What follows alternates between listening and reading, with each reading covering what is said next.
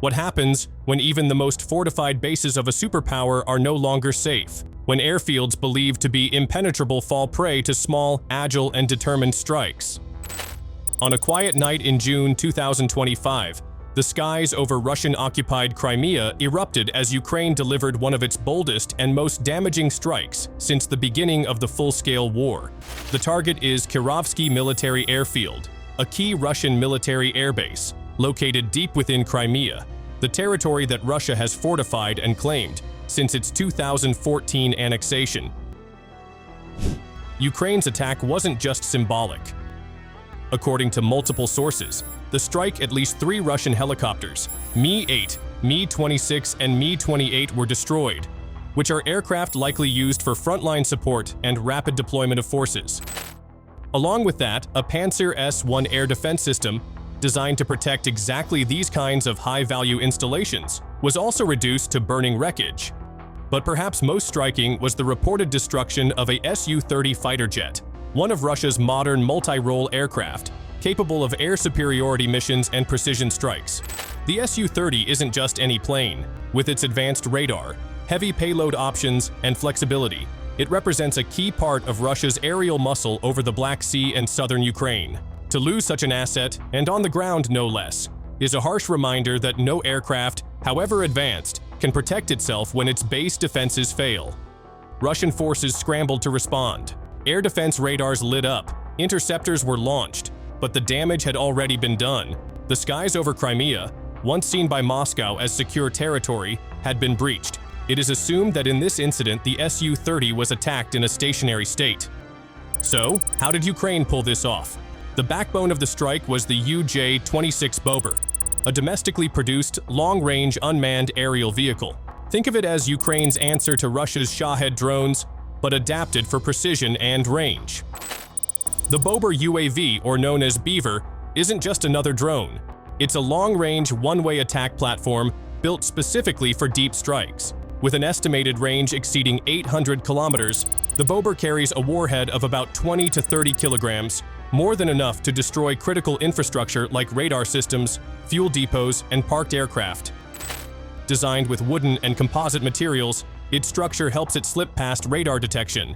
Its slim profile, low heat signature, and GPS-based navigation make it a nightmare for Russian air defense operators. This is a drone built to evade, penetrate, and hit with precision. What sets the Bober apart is its operational flexibility. These UAVs can be launched from improvised mobile platforms, hidden in civilian trucks, forest clearings, or abandoned buildings. Once in flight, they cruise at low altitude, weaving past radar coverage and often striking in coordinated swarms that saturate Russian defenses. Guided by Ukraine's military intelligence, the GUR, these drones have repeatedly proven their ability to punch through Russia's much-vaunted S-400s and Pantsers. And this wasn't Ukraine's first strike deep into Russian-held air bases. Earlier in the war, Kiev's forces had already proven their ability to hit where it hurts most. In multiple high-profile operations, including the audacious attacks on Engels II Air Base in Saratov, Ukraine's drones struck at the very heart of Russia's strategic bomber fleet. In December 2022, and again in subsequent waves through 2023 and 2024, Ukraine targeted Engels II, managing to damage and destroy Tu-95MS Bear bombers and even Tu-160 Blackjack bombers. These aircraft formed the backbone of Moscow's long-range nuclear-capable aviation force, launching cruise missiles that have devastated Ukrainian cities. The images of scorched Tu-95s on the tarmac, shared across social media and confirmed by satellite imagery, became iconic symbols of Ukraine's deep strike capability and Russia's vulnerability at home. Those earlier attacks forced Russia to rethink the security of its strategic aviation hubs. Bombers were relocated, fuel and munitions depots were hardened, and air defense systems were reinforced. But as the strike on Crimea shows, Ukraine has not only kept up the pressure, it has evolved its tactics and technology to stay ahead of Russian countermeasures. And let's not overlook Ukraine's tactics. The strike combined saturation, overwhelming the base's defenses with multiple drones, with precision targeting. The Bober UAVs weren't randomly launched. They were aimed at air defenses first, creating gaps for follow-on waves to exploit. Now, let's break down the impact. the destruction of a Panzer S-1 is more than a tactical loss. These systems form the last line of defense against low-flying threats. When they're gone, a base is exposed. And in this case, that exposure cost Russia dearly. 3 helicopters, likely Ka-52 Alligators or Mi-8/17s, were lost. These are workhorses of Russia's war effort. They move troops, supply front lines, and provide close air support. Every helicopter downed weakens Russia's battlefield mobility. Then there's the Su-30. Losing such a platform on the ground shows a failure not just of hardware, but of the entire defense system protecting that airbase. The psychological blow of watching advanced fighters burn on what should be safe runways is immense. Beyond hardware, this strike dented Russia's image of control. The Kremlin has long portrayed Crimea as a fortress, a region secured by layers of defenses.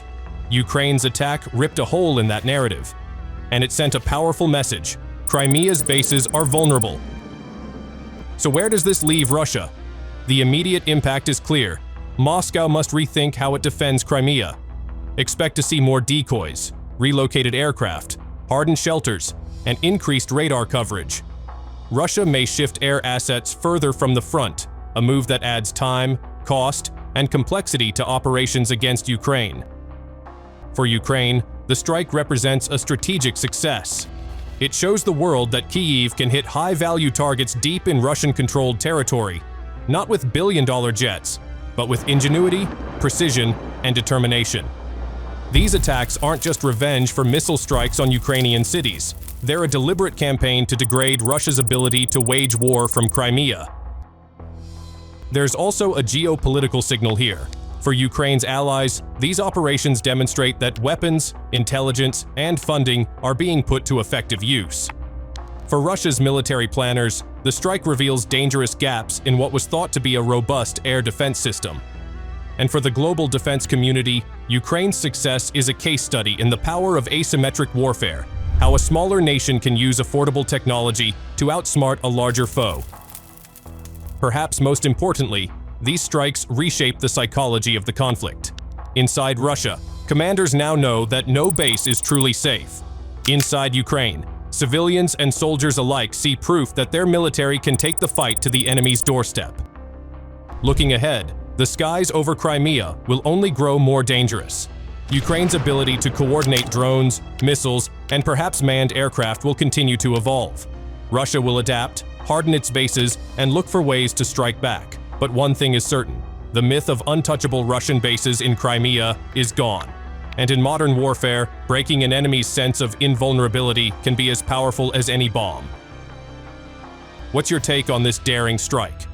Could this be the moment that shifts the balance in the air war? Share your thoughts below. That's all for today. Thanks for watching.